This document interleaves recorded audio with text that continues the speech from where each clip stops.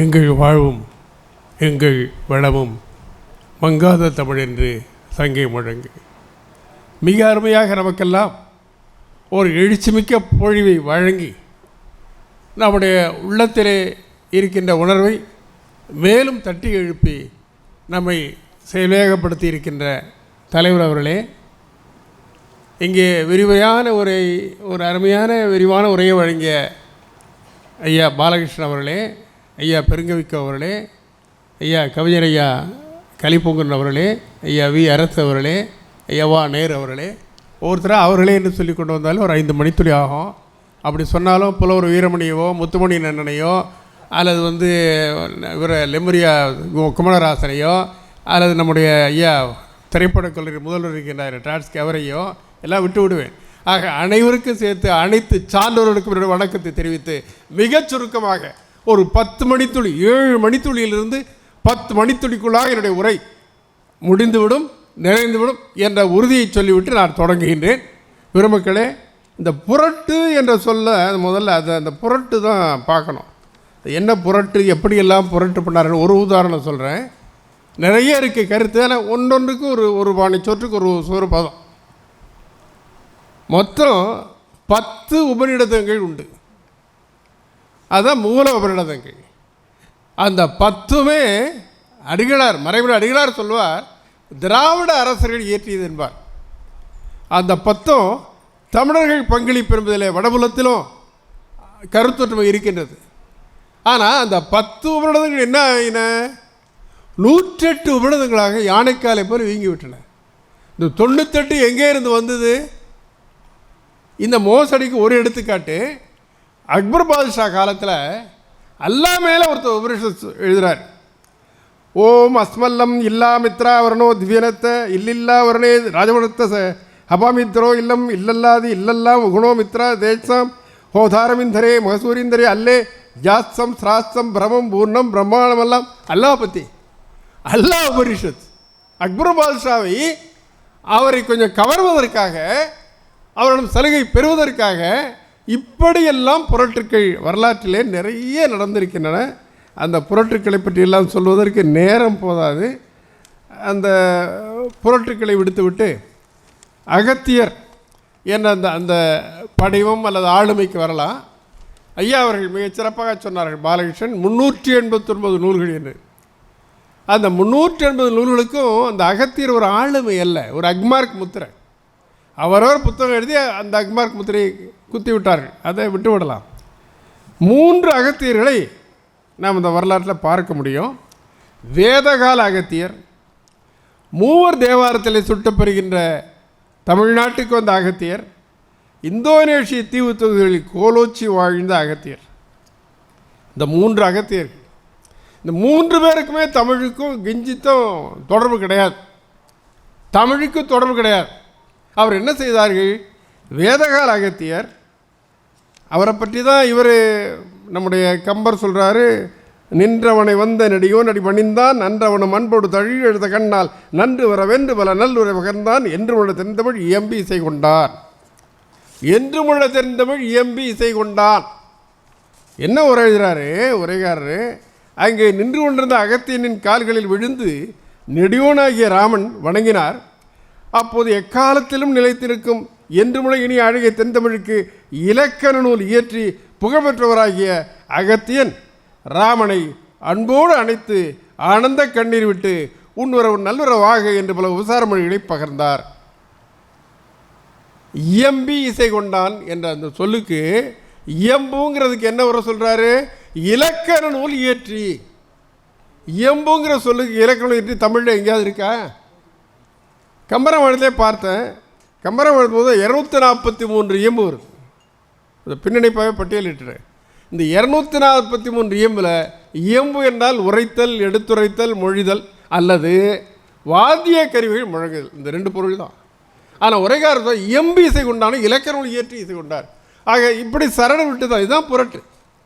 ஆனால் வேதகால அகத்தியருடைய நாம் எடுத்துக்கொள்ளக்கூடிய ஒரு செய்தி என்னவென்றால், ரிக்வேதம் நம்முடைய அரசு அவர்கள் பதிப்பித்திருக்கிறார். ரிக்வேதத்தை அலைகள் வெளியிட்டதும் தமிழ் பேராசிரியர் ஒருத்தர் வேதத்தை வெளியிட்டது நம்முடைய அரசு அவர்கள் தான். அது பெரிய புரட்சி தான். ரிக்வேதம் அதற்கு முன்னதாக 2-3 ரிக்வேதங்கள் வந்திருக்கின்றன. அந்த ரிக்வேதங்கள்லாம் வைத்து பார்க்கும் பொழுது இந்த அகத்தியர் என்ன செய்திருக்கின்றார் என்றால், வேதகால அகத்தியர் ரிக்வேதத்திலே திராவிட கூறுகளை அறிமுகப்படுத்தி இருக்கின்றார். என்னுடைய கட்டுரை தலைப்பு தமிழ் மாணவர் அகத்தியர் உணர்த்தும் ரிக்வேதத்தின் திராவிட கூறுகள். என்ன புது கரடியாக இருக்கே, அகத்தியருடைய கரடியை விட பெரிய கரடி மறைமலை கரடியோ என்பதை போல உங்களுக்கு தோன்றலாம்.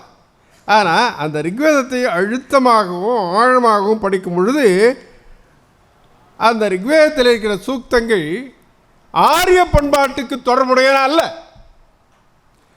உதாரணமாக 1179 மாதாபிதா சூக்தம், தந்தை தாய் பேணுதல், தந்தை தாய்க்கு மதிப்பளித்தல், தந்தை தாயை போற்றுதல் என்பது அழுத்தந்திருத்தமாக அந்த சூக்தம் கூறுகின்றது. அகத்தியரை பற்றி இல்லாத கதைகள் சொன்னார்களே, குடத்திலே பிறந்தார், மித்ராவர்ணனுக்கு பிறந்தார் என்றெல்லாம் சொன்னார்களே, அந்த கதைகளை எல்லாம் அகத்தியரே இந்த மாதாபிதா சூக்தத்தால் ஓங்கி அடிக்கிறார், ஒற்றை சூக்தத்தால் ஓங்கி அடிக்கிறார். அவை வெற்றி கதைகள் என்று. மாதாபிதாவில் ஒருத்தர் மாதிரி எழுத முடியுமா? உருக்கமாக எழுத, வேதத்துக்கும் உருக்கத்துக்கும் தொடர்பே கிடையாது. ஆனால் உருக்கமான சூக்தம் இதுதான் திராவிட கூறு. அதாவது பண்பாட்டில் நம்முடைய பாலகிருஷ்ணய்யா அவர்கள் மிகச்சிறப்பாக பல இடங்களில் சொல்லியிருப்பார். பண்பாட்டில் இருநிலை பண்பாடு, juvenile culture and ancient culture. மழலை நிலை பண்பாடு அல்லது வளர்நிலை பண்பாடு, அது முதிர்நிலை பண்பாடு. சங்க இலக்கியத்திலேயோ தொல்காப்பியத்தை எங்கே பார்த்தாலும் முதிர்நிலை பண்பாடு தான். நம்ம தமிழ் இலக்கியத்தை எங்கேயுமே வளர்நிலை பண்பாடு கிடையாது. ஏன்னா நம்ம எப்பொழுதுமே பண்பாட்டினுடைய உயர்வாக 5000 ஆண்டுக்கு முன்னாலே அடைந்து விட்டிருப்பதிலிருந்து இரும்பின் பயன்பாடு எடுத்துக்காட்டாக இருக்குது. ஆனால் வேதகால நாகரிகத்தில் வளர்நிலை நாகரிகம் தான் பெரும்பான்மையாக இருக்குது. அதில் இருக்கின்ற பல்வேறு ஒழுக்கக்கேடுகள், ஒழுக்க சிதைவுகள் எல்லாமே வளர்நிலை பண்பாட்டினுடைய ஒரு அறிகுறி தான். அந்த வளர்நிலை பண்பாட்டினுடைய அந்த பிரதிபலிப்பாக விளங்குகின்ற வேதத்திலே ஒரு முதுநிலை பண்பாடாக தந்தை தாயை போற்றுகின்ற அந்த மாதாபிதா சூக்தம் என்பதை படித்து பார்த்தீர்களானால், இந்த அகத்தியன் ஒரு திராவிடன், திராவிட கூறுகளை வேதத்திலே புகுத்திய முதல் திராவிடன் என்றுதான் நீங்கள் கருதுவீர்கள். இது மட்டுமல்ல பெரியவர்களே, லோபாமுத்திரைக்கும் அகத்தியருக்கு இடையில் நடக்கிற அந்த வாதத்தை படித்து பார்த்தால் உங்களுக்கு நன்றாக தெரியும். இந்த அகத்தியன் கடுமையாக தவம் புரிய வேண்டும், தவம் அதுதான் நம்முடைய கடமை என்பது போல கடும் தவத்திலே மூழ்கி இருக்கின்றான். லோபாமுத்திரை இல்லை இல்லை, வாழ்க்கை என்பது தவம் மட்டும் அல்ல, இல்லறம், இல்லறம் இல்லாவிட்டால் வாழ்க்கை இல்லை என்று வள்ளுவன் சொல்கிறானே. அரணப்பட்டதே இல்வாழ்க்கை என்றானே. அந்த அரணப்பட்டதே இல்வாழ்க்கை என்ற அழுத்தத்தை லோபாமுத்திரையோட சூக்தத்திலே பார்க்க முடிகிறது. ஆக இல்லறம் என்பது தேவை, இல்லறம் வாழ்க்கையை முழுமையாக்கும், இல்லறம் இல்லாவிட்டால் நீ என்னதான் கடந்தவம் புரிந்தால் அது பயன்படாது என்று அழுத்தந்தமாக ஒரு தமிழ் பெண் லோபாமுத்திரை பேர் காவேரி. காவேரி தான் லோபாமுத்திரை. லோபாமுத்திரை அழுத்தந்திருத்தமாக அந்த இல்லறத்தை வலியுறுத்திய குறநெறியை, தமிழ் நெறியை அந்த சூக்தங்களிலே கூறியிருக்கின்றார் என்பதை பார்க்கும் பொழுது தெரிகின்றது. இது ரிக்வேதத்திலே திராவிட கூறுகளை பார்க்க முடிகிறது. நம்மாலே இன்றைக்கு மொழிபெயர்ப்புகள், இணைய நூலகங்கள் வந்துவிட்ட காரணத்தாலே அன்றைக்கு அந்த வாய்ப்பு வசதி கிடையாது. வேதம் என்ற சொல்லுவதற்கு கூட உரிமை கிடையாது. அந்த காலகட்டத்தில் ஒன்றும் தெரியாமல் விழித்து கொண்டிருந்தோம்.